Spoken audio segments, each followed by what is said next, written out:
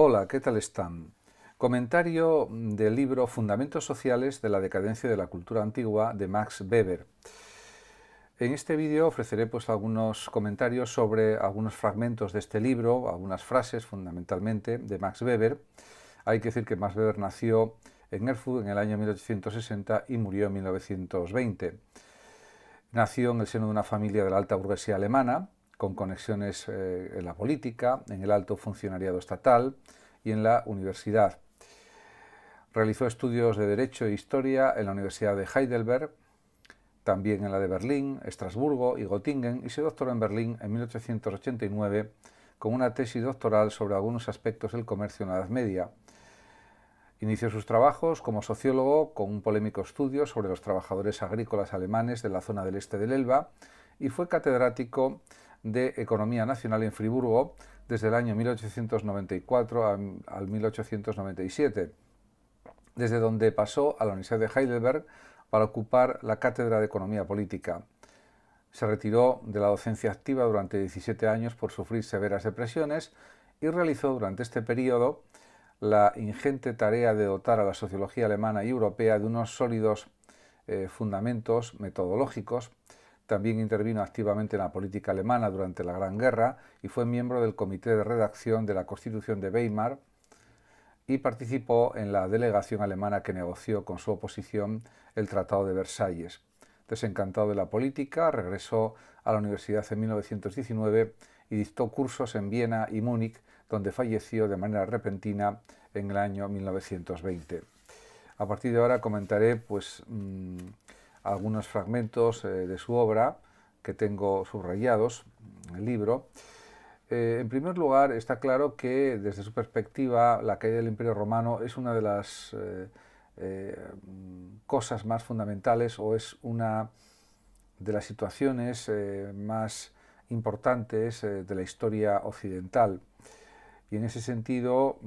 también él comprende que el Imperio Romano de Occidente había dejado de serlo incluso varios siglos antes de su desaparición, que como sabemos fue en el año 476 después de Cristo con el derrocamiento del último emperador romano de Occidente.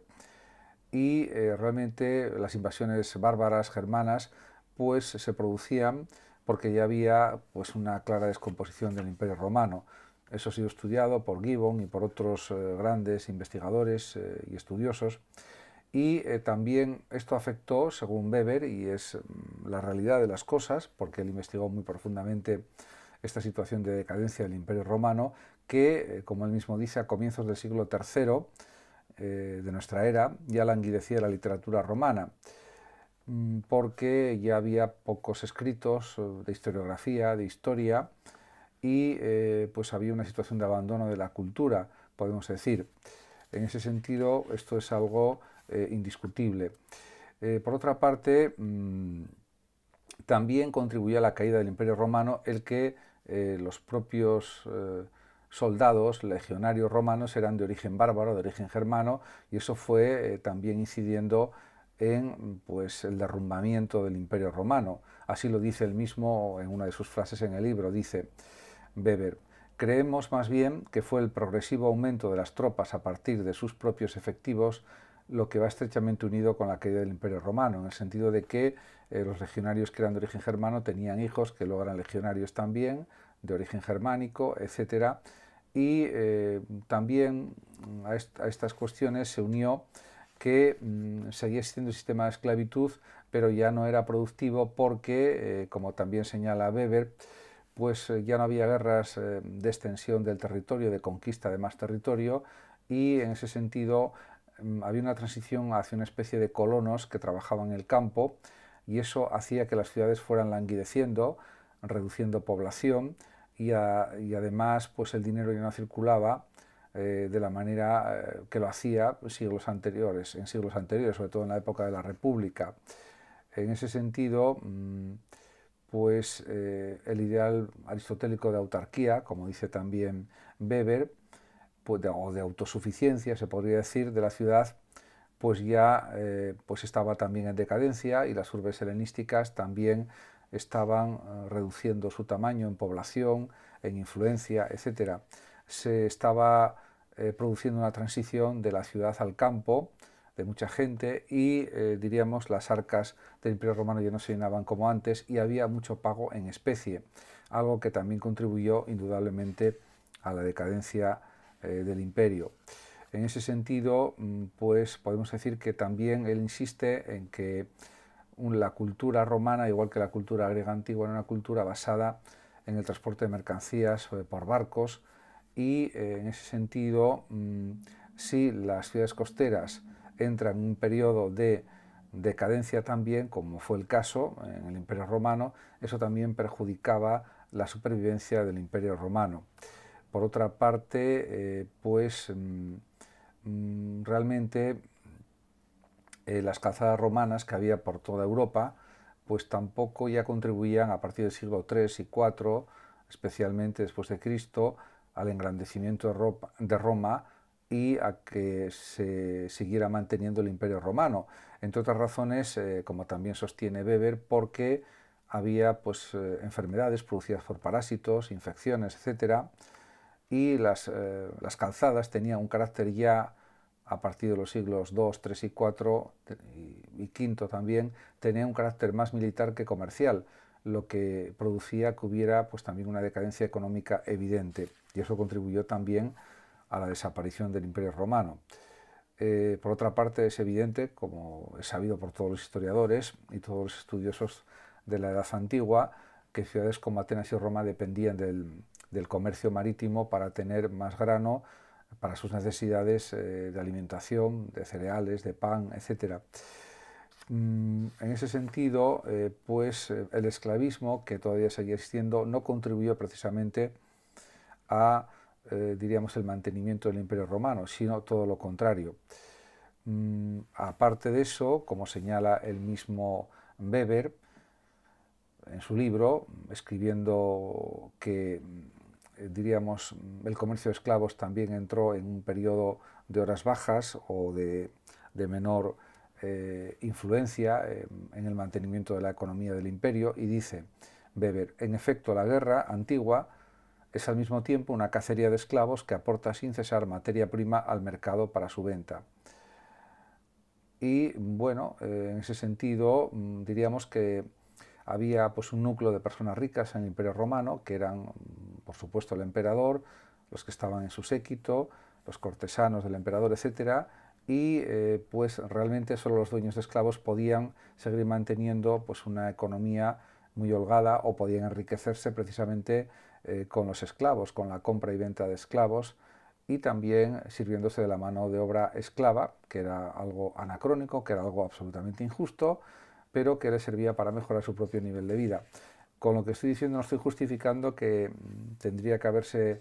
mantenido de mejor manera el sistema esclavista en la antigua Roma, en el antiguo Imperio Romano de Occidente, pero esa es la realidad de las cosas. También, aunque él no insiste demasiado en ello, hay que decir que las invasiones germánicas realmente estaban motivadas por unas necesidades alimenticias y económicas evidentes, y en ese sentido se puede decir que era algo evidente. Y diríamos que los que eran propietarios de gran cantidad de esclavos tenían una posición social cada vez más ascendente, un poder adquisitivo cada vez mayor, y el trabajo libre no había desaparecido en el Imperio Romano, pero era cada vez más escaso.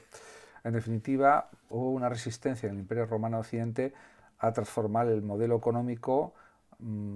para eliminar la esclavitud y que hubiera un sistema de colonato, de colonos que cultivaran el campo, etc. Y tampoco supieron crear un sistema comercial que, diríamos, apoyara a las ciudades, y que las ciudades, las grandes metrópolis del Imperio Romano Occidente siguieran manteniendo su auge y su esplendor. Eso no fue así, porque diríamos la civilización romana antigua se basaba en el esclavismo, y si hubiera habido una transformación directa hacia el colonato, hacia los colonos, hubiera desaparecido ya directamente el Imperio Romano.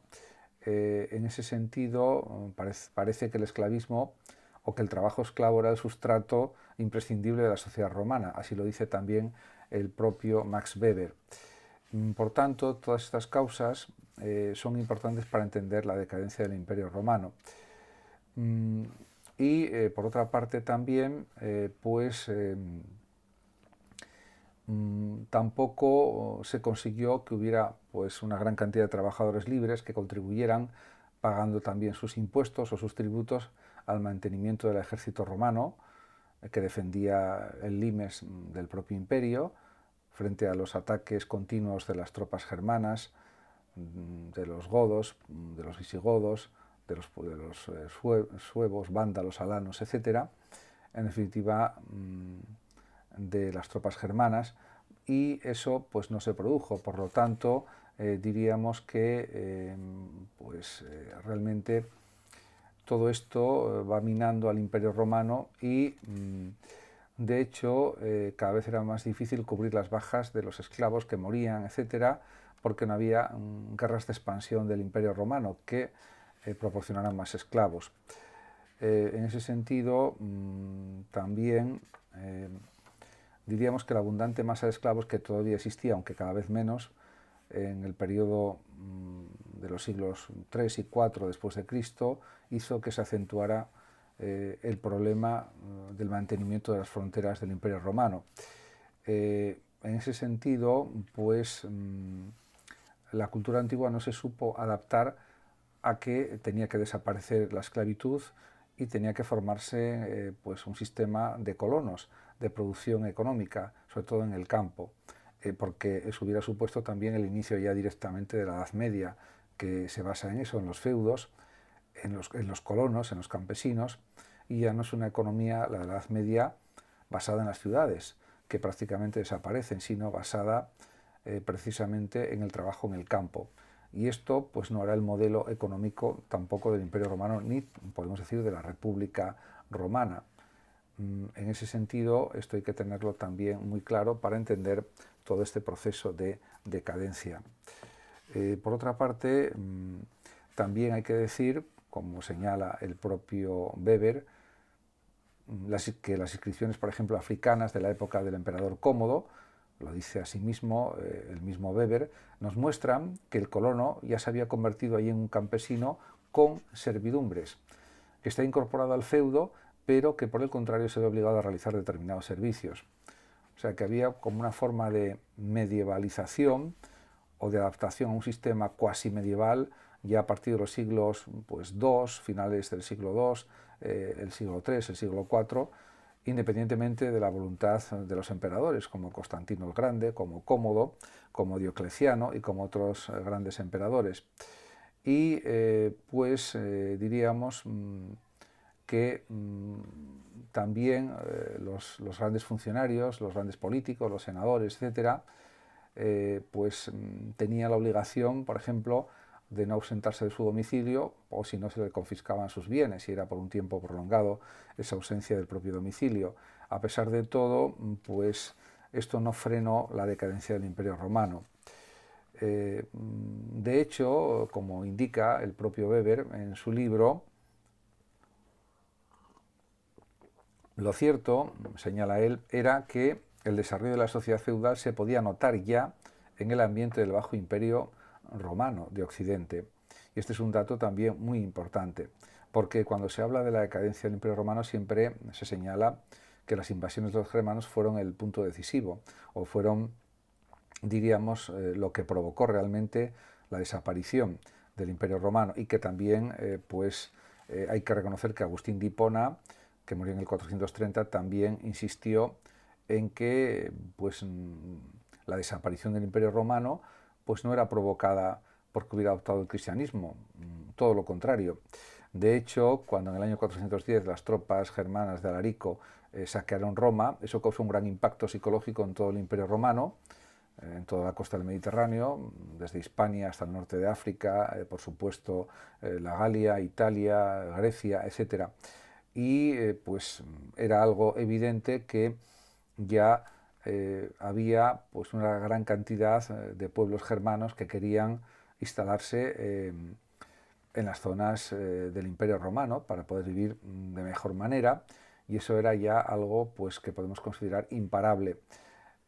Y pues es verdad que los grandes emperadores y los grandes generales romanos que hubo en esa época lucharon de una manera tremenda para evitar esto, pero era algo ya realmente inevitable. También pues, a esta decadencia contribuyó el pago en especie, la menor circulación de dinero por el Imperio Romano, y eso también contribuyó a que se acelerase pues esa decadencia. Realmente, pues de hecho, pues por ejemplo, todos los bienes que el funcionario necesitaba para alimentarse, para mantenerse, etcétera, salían de los depósitos imperiales de dinero que había, y eso suponía que había que recaudar pues más cantidad de dinero, y pues eso también fue hundiendo al imperio. En ese sentido, pues podemos decir que pues realmente algo que estaba vedado a los césares, a los emperadores, pues era el que, o que estaba como considerado como algo que no era posible realizar, era que hubiera una gran industria que produjera para la comercialización y que sirviera para conseguir fuerzas de trabajo libres. En ese sentido, hubo una ruina de las ciudades, eso es algo evidente, y también una ruina del tráfico comercial, una gran disminución de la misma, y se fue volviendo paulatinamente una economía rural, natural, y lo que sucedía con esto es que el campo perdía cada vez más la posibilidad de pagar los crecientes tributos en dinero, y que eran necesarios para el mantenimiento de las ciudades en el imperio y para el mantenimiento del ejército de los emperadores, y esto también contribuyó a esta desaparición del Imperio Romano. Muchas gracias a todos por su atención, saludos como siempre a los oyentes de Radio Sofando de México, y hasta mi próximo vídeo.